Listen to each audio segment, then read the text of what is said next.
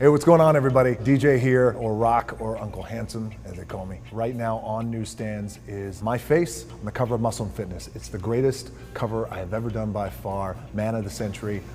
My personal history with Muscle & Fitness goes way back. My dad was a professional wrestler. He would always go to these hardcore gyms, him and his fellow pro wrestlers, Tony Atlas, Ivan Putski, Paul Orndorff, Hulk Hogan. I would just hang out and I would read his bodybuilding magazines. I had two references in terms of my training. My dad, and the other reference, Muscle & Fitness. The magazine itself, it's often referred to as the Fitness Bible. The very first time the magazine came to me and asked me to be on the cover, it was an easy yes. Actually, I didn't say yes. I was like, fuck yes, is what I said. At that time, I had just broken into the world of Hollywood. It was an honor for me to do it. The very first time I worked out in the gym, I was with my dad. I would get on the wrestling mats with him, bend my body into pretzels until I tapped out. And finally, when I was about 10 years old, he let me hit the weights. The very first exercise I did was a bench press, put on 225s, press that up. Like, all right, you ready to go to the 45s? I was like, yeah, let's go to the 45s. 145 on each side, 3, 2, 1, gave it to me, and I got buried. And I made it a point, like I was gonna push that up the very next week. So all week long, I did push-up. I went in the gym the next weekend, Saturday morning with my dad, and I pushed it up. And that's why I don't need therapy today.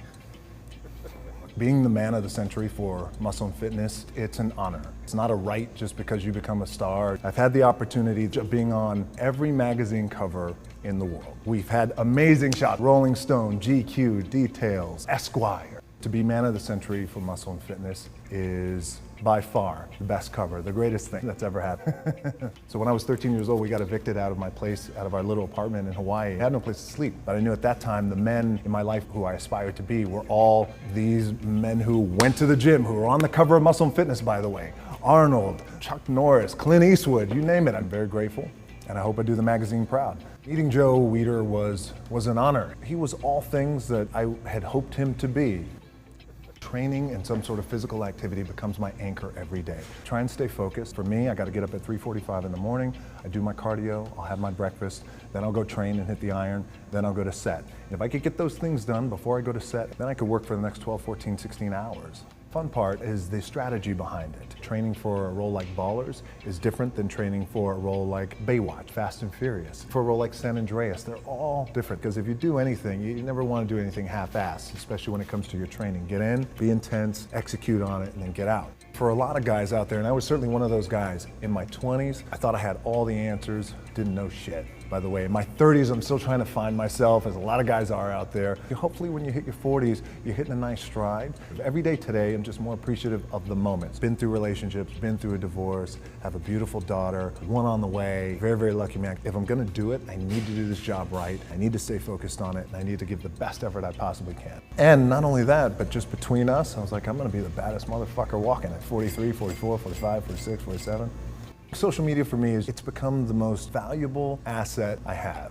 85 million people later, here we are, really enjoying this relationship. It's one of the most important relationships I have in my life, is with the fans. And I try to make sure that every post has some quality to it and that means something and people can get something out of it, whether it's some humor or a little bit of motivation. I enjoy all of them, Facebook and Twitter, but the platform of Instagram has been fantastic because it's a great storytelling platform. Plus, I have long ass arms, man, and I could take selfies like that. I don't need a bullshit selfie stick. We just signed an incredible deal with Ford, which we're all very, very proud of. It's an incredible partnership, spokesman of service. We want to do something that's never been done. And then we felt like, collectively, the most powerful space is servicing the people. And plus, Ford has been in my DNA since I was 15 years old. I am honored. It's an amazing issue. Pick it up. It's iconic. It's historic. And I'm on the cover. And thank you.